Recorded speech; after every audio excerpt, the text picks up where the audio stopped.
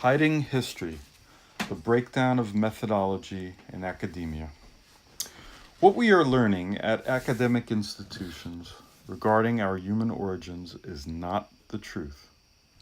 The truth is far more complex and undeciphered than we are led to believe. The facts surrounding our origins have been eclipsed by the machinations of our educational system. The stated purposes of this system, the pursuit and dissemination of evidence-based knowledge and free exchange of information, will never be achieved by its actual methods.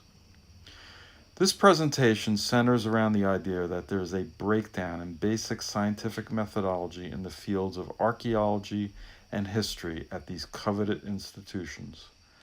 Given this, the fundamental question we need to ask is, why would institutions whose sole purpose is the pursuit of truth and knowledge diligently practice methods which directly thwart this pursuit? To answer this, we would ask, what are the characteristics of those archaeological finds which academia has difficulty accepting and seemingly, as we will see, actively rejects? Let's look at two distinct cases in hominid archaeological evidence and ask ourselves what would compel academia to treat the fossil records so differently.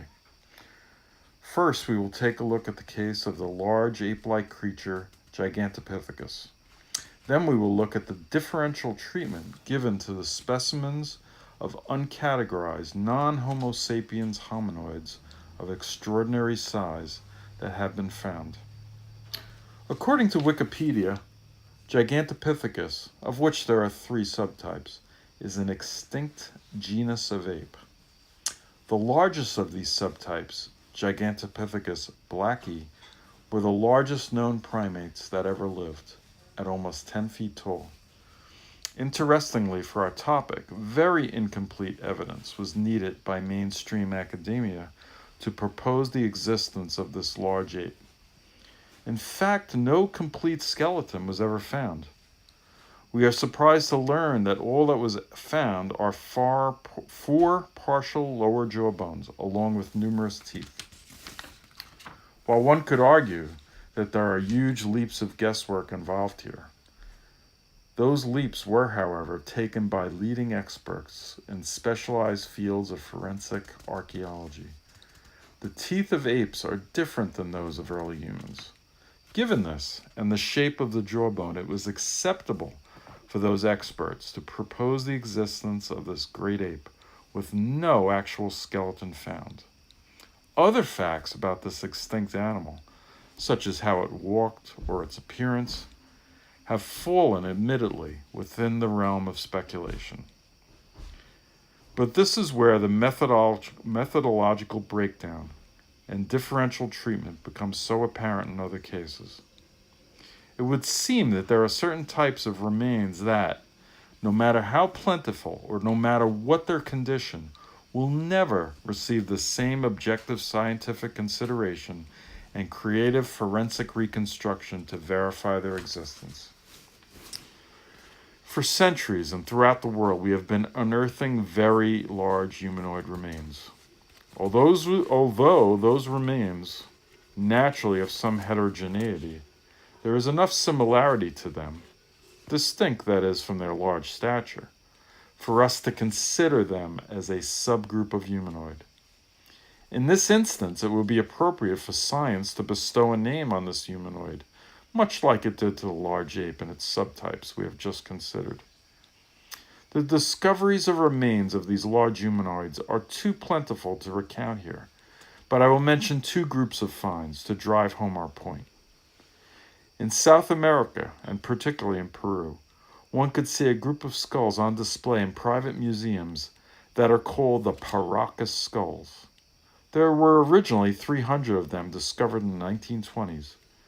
These skulls have certain characteristics which distinguish them from Homo sapiens. First, DNA tests revealed mutations that did not match any known human samples. 2, and most obviously, large orbital bones. 3, cranial volume is approximately 1/3 larger than average human skulls. 4. These skulls weigh about 60% more than human skulls. 5. These skulls contain one parietal plate as opposed to 2 for humans, and a missing sagittal suture. 6. The foramen magnum is situated more to the rear of the skull in comparison to Homo sapiens. 7. Elevated nasal roots, that is, long noses that start way up in their foreheads. 8. Large teeth with irregular characteristics. 9. They are often red-haired. 10. Unusual skull shape of extreme length, and this is not the product of cranial deformation. To put it plainly, this should be enough for acknowledgement by the scientific community. A quick review of the qualifications for obtaining a scientific name reveals that these qualifications are easily met, but no name has been bestowed. As we saw, it took a lot less in the case of Gigantopithecus. So what's going on here? To make this even more perplexing, let's look at another group of finds in the US. These finds are documented by Fritz Zimmermann and others, and often involve complete skeletons. Fritz Zimmermann is an academically unaffiliated and self-published historian who took about 15 years locating the long-forgotten newspaper articles that one finds compiled in his Encyclopedia of Ancient Giants in North America. His methods are worthy of note. He has pored over tens of thousands of microfilmed historical documents to obtain original newspaper articles detailing incredible finds. The encyclopedia itself is an organized presentation of those documents, which span over 100 years. It includes findings on almost 900 humanoids of unusual proportions. It is worthy of note that the articles are from local papers as well as national publications, including the New York Times. To put this in perspective, there was a time when these finds were commonplace knowledge. This would seem to be another case of acknowledgement, but it was not. Indeed, times have changed. Zimmermann's considerable efforts in obtaining these documents indicate how effectively the evidence has been hidden from the public. In fact, not one of these skeletons were available to view in public museums in the U.S. These difficult-to-obtain records are seemingly all that remain. With no skeletons to evaluate, mainstream scientists have shown little interest in the subject. No scientific name has been given to these specimens, as they were given to the jawbones and teeth, likely belonging to the alleged Gigantopithecus, and historians like Zimmermann are labeled as fringe or alternative. 2 final points of fact here. 1, these newspaper articles often state that the Smithsonian is the last possessor of the remains. And 2, scientific acknowledgement almost certainly requires the body. Specimens should generally be kept in museums. But this leads us back to the Paracas skulls. Although they are not complete skeletons, they are available in private museums.